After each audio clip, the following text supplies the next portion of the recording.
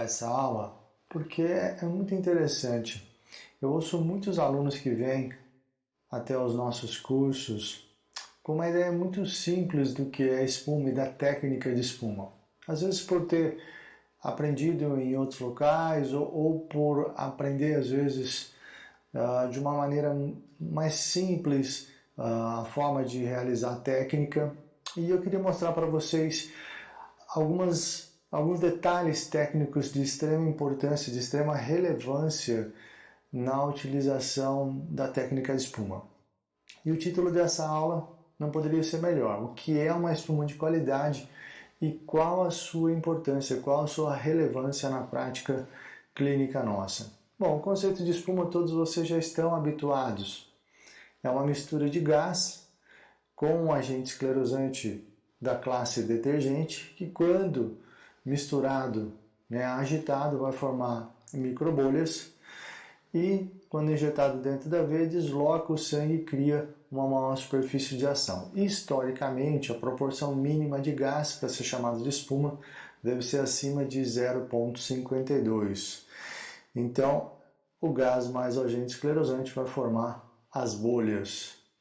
Bom, quais as vantagens da espuma em relação ao agente na forma líquida? Obviamente que o agente esclerosante na forma líquida, pelo fato de ser um agente detergente, ele está na forma de micelas, as moléculas se agregam, só que entre as moléculas a gente vai ter muitas substâncias, as hemácias, as proteínas plasmáticas, e a gente sabe que o conteúdo do plasma, em especial a albumina e outras proteínas, desativam rapidamente o princípio ativo tanto do polidecanol quanto o STS, que são as soluções mais utilizadas no mundo inteiro para a produção de espuma. Então, na forma líquida, em especial em veias tronculares, você pode ter uma perda da eficiência muito rápida pelo efeito diluidor que tanto o sangue quanto as proteínas plasmáticas têm. Na forma de espuma, quando você forma as bolhas, a molécula do agente detergente está nas bolhas. Essas bolhas preenchem todo o espaço desse vaso, deslocando esse sangue. Você não tem o efeito diluidor, então teoricamente você tem uma maior superfície de ação sobre o endotélio. Mas na verdade, no meu ponto de vista, a principal vantagem da espuma em relação à escleroterapia na forma líquida é a visibilização dos ecos, ou seja, permitir que o procedimento seja ecoguiado, o que na forma líquida não é possível, que você não consegue visualizar para onde está indo o seu esclerosante. Se a gente puder comparar em termos de eficácia o tamanho das nossas bolhas, imagine aí que vocês estão vendo bolhas de espuma grandes dentro de um vaso, e esses em azul na superfície da bolha são as moléculas de polidecanol. Se a gente puder comparar com bolhas pequenas, o que nós vamos notar é que quando eu tenho bolhas menores, ou seja, a minha espuma tem bolhas extremamente pequenas, eu tenho uma quantidade muito maior de moléculas de solução esclerosante em contato com o aparelho do meu endotélio. Ou seja, eu tenho uma maior concentração efetiva de esclerosante sobre o endotélio. Então, o primeiro dado importante é que uma espuma de qualidade tem que ter bolhas pequenas. Porque quanto menor o tamanho das bolhas, maior a concentração efetiva do esclerosante sobre o endotélio. A literatura classifica a espuma em macroespuma, que são aquelas espumas que têm tamanhos de bolhas acima de 500 micrômetros, mini espuma, aquelas entre 250 e 500 micrômetros, e microespuma, que seria aquela desejada ou almejada, que é a espuma com bolhas menores que 250 micrômetros, preferencialmente menor que 100 micrômetros. Essa espuma com esse tamanho de bolhas causaria uma maior ação efetiva sobre o endotélio. Agora, olha que interessante, o guideline de 2012, publicado em 14, sobre escleroterapia, ele fala o seguinte: para melhorar a segurança da escleroterapia com espuma, recomenda-se a injeção de uma espuma altamente viscosa nas veias varicosas. Poxa vida, o que significa uma espuma altamente viscosa? Se a gente for olhar uma definição, um significado no dicionário, viscosa é que tem uma consistência grossa e pegajosa entre o sólido e o líquido. Então eu queria que vocês dessem uma olhada nessas duas imagens de duas espumas e começassem a imaginar qual dessas espumas tem um aspecto mais viscoso. E fica claro que a espuma da esquerda é a espuma que tem um aspecto mais viscoso, um aspecto mais pegajoso, um aspecto mais para o sólido do que para o líquido. Então, por questões de segurança. Mas por que será que o guideline colocou desta forma?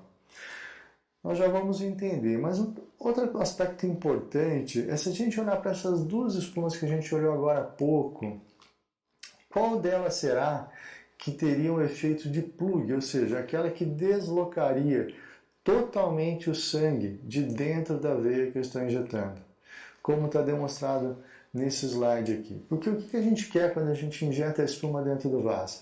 Que haja o deslocamento total desse sangue, né? Ou seja, como se a espuma estivesse empurrando, como se fosse um plug, jogando todo o sangue para fora, para que não haja o efeito diluidor, para que não haja a inativação do agente esclerosante pelas proteínas plasmáticas.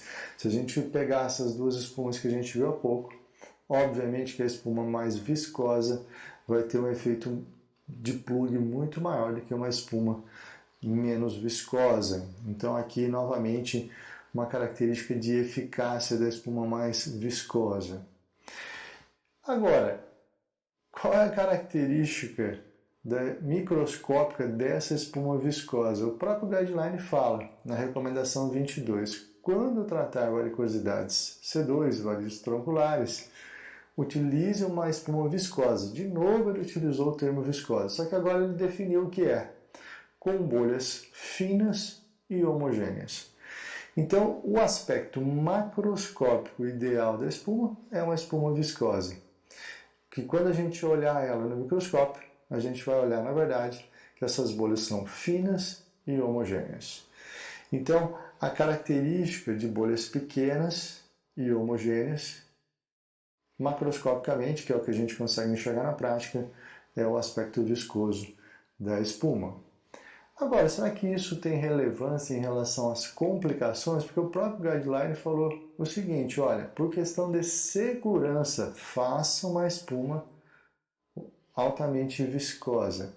Bom, se eu tenho bolhas pequenas, que elas vão entrar na circulação sistêmica, vão atingir o coração direito, mas sabendo que até 30% da população pode ter forano oval patente, essas bolhas podem entrar na circulação sistêmica e alcançar, eventualmente, o território cerebral. A gente sabe que existem relatos de casos de eventos cerebrovasculares, tanto acidente isquêmico transitório, como AVC, e o que nós sabemos é que quanto maior o tamanho da bolha que atingir o território cerebral, maior é o risco de evento definitivo. Ou seja, se as minhas bolhas são pequenas, menor a chance de eu ter um acidente vascular cerebral ou qualquer tipo de sintoma clínico cerebral. Se as minhas bolhas são grandes, o território cerebral que vai sofrer isquemia é maior, consequentemente o risco desses sintomas são maiores. Então, a importância de ter uma espuma de alta qualidade, ou seja, de bolhas pequenas, também em relação às complicações, não apenas em relação à eficácia. Agora, outro fator de qualidade citado na literatura é a estabilidade da espuma também. Quanto maior a instabilidade da espuma, o que significa isso? Você produz a espuma e ela rapidamente ela se degrada, se transformando no seu aspecto líquido novamente. Ou seja, isso é uma espuma instável. Então, uma espuma instável, aquelas bolhas pequenas elas vão se coalescendo rapidamente e vão se tornando grandes novamente. E vão se transformando na forma líquida novamente. Essas macrobolhas, então, vão ser responsáveis por uma menor eficácia e também maior incidência de complicações, como a gente já falou agora há pouco. Olha que interessante, nesses dois diagramas a gente vê uma espuma logo após a confecção e alguns segundos após. Ou seja, uma espuma pode ter qualidade imediatamente após a sua confecção, mas alguns segundos após ela pode perder sua qualidade rapidamente. Então a estabilidade da espuma também é importante em termos de qualidade. E o próprio Guideline de 2012, ele fala que quanto maior é o tempo entre a produção da espuma e a sua injeção, maior o tamanho das bolhas. Então faça a injeção o mais rápido possível após a sua produção para você não perder a qualidade da sua espuma. Mas agora eu queria citar dois paradoxos para vocês interessantes que a gente tem na literatura. Um é o primeiro paradoxo, é o paradoxo entre o tamanho das bolhas e a estabilidade. Nós temos um termo na literatura que é a definição do que a gente chama de espuma seca, ou dry form.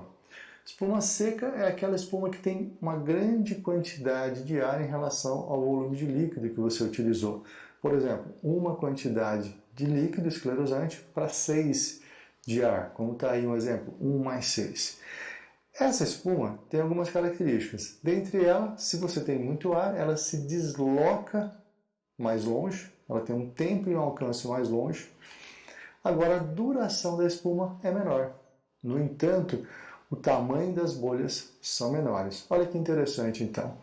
Uma espuma seca, ela tem bolhas extremamente pequenas, que é uma qualidade que eu quero, só que a estabilidade dela é ruim. Ou seja, ela tem uma qualidade boa e uma qualidade ruim. Agora, a literatura fala também de uma espuma úmida, que a gente chama de wet form. Um exemplo, Elias, 1 mais 2, uma porção de líquido mais 2 de ar. Essa espuma tem 3 características. Como ela tem menos ar, ela tem um tempo e alcance do sangue menor. A duração da espuma é maior. Opa, ela é mais estável, só que o tamanho das bolhas são maiores e também mais heterogêneos. Ou seja, ela tem uma qualidade boa, que é a estabilidade, mas o tamanho das bolhas são grandes, ou seja, ela tem uma qualidade ruim. Esse é o primeiro paradoxo que eu queria citar para vocês. Lembrando que a técnica de Tessari original, a proporção ideal é 1 mais 4, e o Guideline de 2012 cita também que você pode usar 1 mais 4 ou 1 mais 5. Agora, o paradoxo 2, entre o tamanho das bolhas e a estabilidade, é em relação ao tipo de gás que a gente utiliza para produzir espuma. Obviamente que a grande maioria dos cirurgiões vasculares e flebologistas utiliza o ar ambiente para a produção da espuma. Mas na literatura existem alguns autores que utilizam também o gás carbônico. Agora, uma característica do gás carbônico. O gás carbônico ele é 1,5 vezes mais denso que o ar ambiente. Poxa, mas o que isso tem de importante, Elias? Nessa fórmula que vocês estão vendo aí, dP é o diâmetro das bolhas a serem produzidas. E o diâmetro das bolhas é inversamente proporcional à diferença na densidade entre o líquido e o gás. Se o gás carbônico ele é 1,5 mais denso que o ar ambiente, consequentemente, o diâmetro das bolhas que ele produz são menores. Então, se eu estou utilizando o gás carbônico ou qualquer associação dele, as minhas bolhas vão ser menores. Interessante, Elias. E a estabilidade, que é outra qualidade? É aí que vem o X da questão, o nosso segundo paradoxo. Quando a gente compara a estabilidade do gás carbônico com a espuma de ar ambiente, a espuma de ar ambiente tem uma meia-vida de 90 segundos. Já a espuma de gás carbônico, uma estabilidade em torno de 30 segundos. Ou seja, por mais que ela tenha bolhas pequenas, que é uma qualidade que eu quero, a sua estabilidade é muito ruim. Então eu tenho bolhas pequenas, mas elas são extremamente instáveis. Bom, mas tudo isso que vocês ouviram até agora e assistiram está acontecendo do lado de fora. Como é que essa espuma vai se comportar, Elias, do lado de dentro dessa veia? Como é que tudo isso vai acontecer lá dentro, né? Quais vão ser as reações que vão acontecer lá dentro? Bom, começaram a aparecer alguns modelos de laboratório em relação a como essa espuma se comporta dentro do seu paciente, dentro dessa veia que você está aplicando. Então eles criaram alguns modelos laboratoriais com um tubo de PTFE transparente. Esse é um tubo de PTFE de 10 milímetros transparente. Eles fazem a injeção da espuma para avaliar o que é que acontece. O que vocês podem ver? Inicialmente, existe uma expansão da espuma, que a gente chama de expansão do plug. A espuma sobe. Uma vez que houve a injeção, cessou a injeção, esse plug começa a descer e vocês podem ver que tem uma parte dele que flutua, ou seja, ele não toca as duas paredes da veia.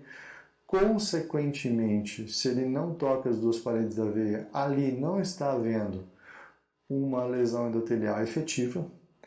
E também, aos poucos, vai havendo uma degradação total da espuma a ponto dela não mais tocar os dois lados da veia em nenhum momento mais. Então, eles criaram uma curva de degradação. Inicialmente, a gente tem a expansão do plug, que ela é medida, e depois o tempo de degradação total dessa espuma ele é medido. Então, esses são mais dois parâmetros utilizados hoje na literatura para avaliar a eficiência da espuma agora in vitro, mas num modelo de laboratório. Um outro parâmetro utilizado é o dwell time. O dwell time, na verdade, é o tempo de permanência dessa espuma em que ela toca as duas paredes do vaso e não onde ela flutua, ou seja, onde ela está sendo efetiva. Né? Ou seja, é o tempo em que a espuma está em contato com a parede venosa e pode agir no endotélio.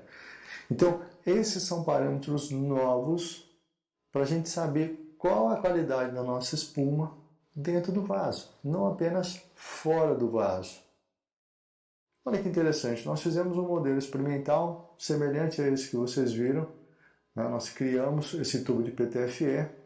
Fizemos também, colocamos a glicerina 30%, que ela, na verdade, é muito semelhante à viscosidade sanguínea, que é como foi usado no modelo que vocês viram agora há pouco.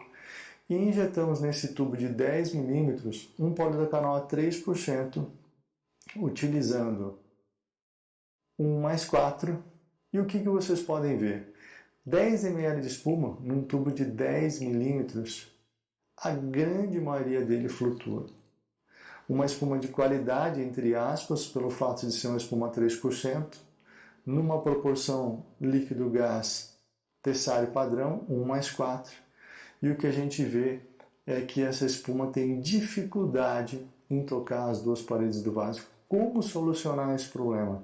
Será que apenas uma espuma de qualidade vai resolver essa situação ou nós teríamos que mudar também a técnica a ser executada nesse tipo de situação, em especial em se tratando de uma veia de 10 milímetros? Então, quero deixar um grande recado para vocês. Uma espuma de qualidade, hoje em dia, para ser considerada boa, ela precisa ser altamente viscosa, ou seja, ter bolhas pequenas e homogêneas, ter uma alta expansão do plug, ou seja, esse plug ele precisa deslocar toda a coluna do sangue e não flutuar apenas.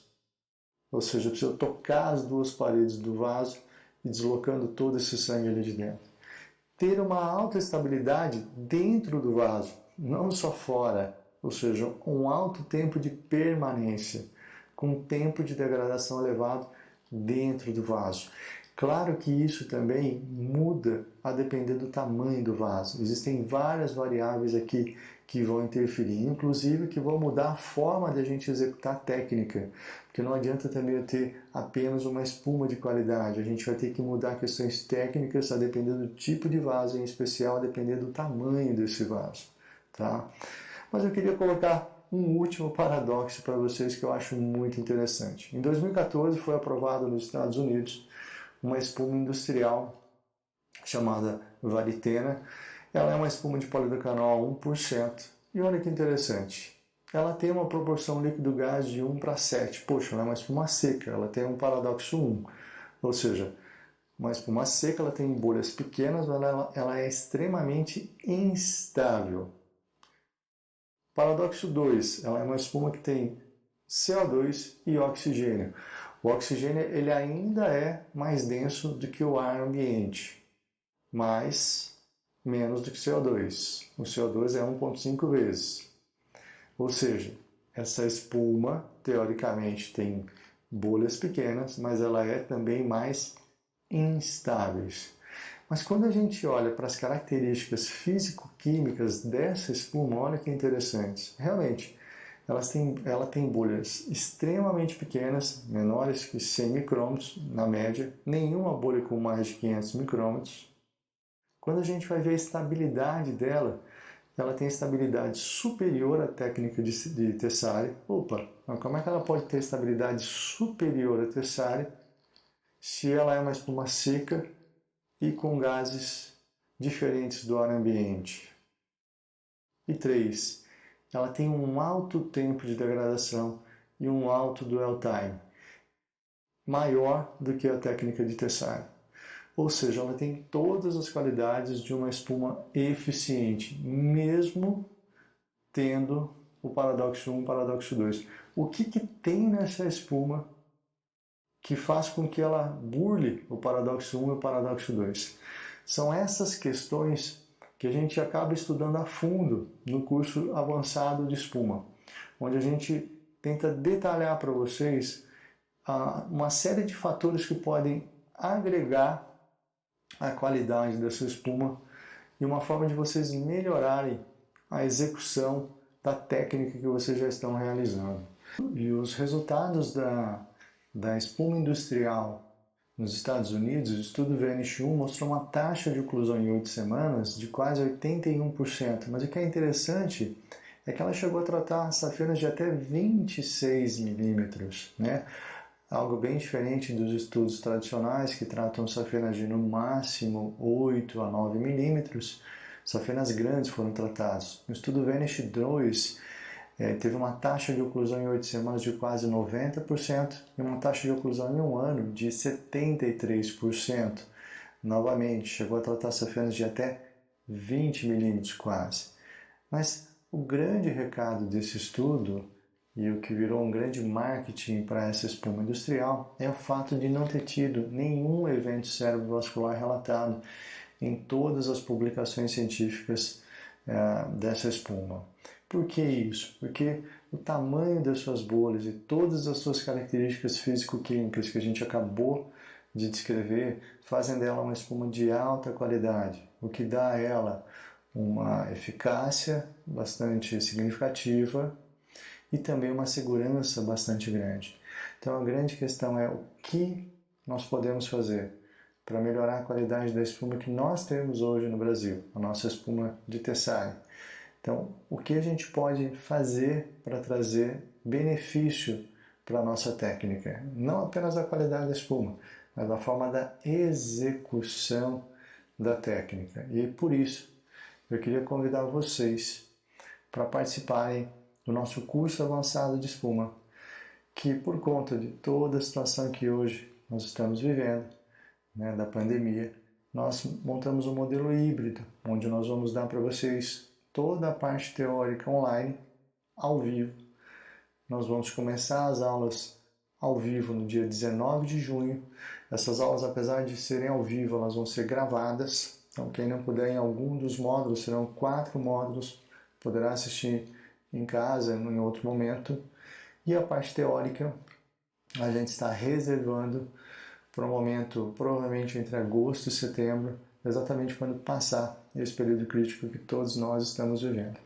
Mas para que a gente possa manter, né, a atualização permanente dos nossos clientes, que é o que nós gostamos de fazer, que é o que nós temos prazer em fazer, nós então vamos utilizar das plataformas digitais que nós adquirimos recentemente e vamos continuar fazendo aquilo que realmente encanta a essa empresa que é a Excelência Vascular, que é compartilhar conhecimento. Então eu espero vocês, espero revê-los em breve em algum curso da Excelência Vascular. Obrigado pela atenção de vocês. Um grande abraço a todos.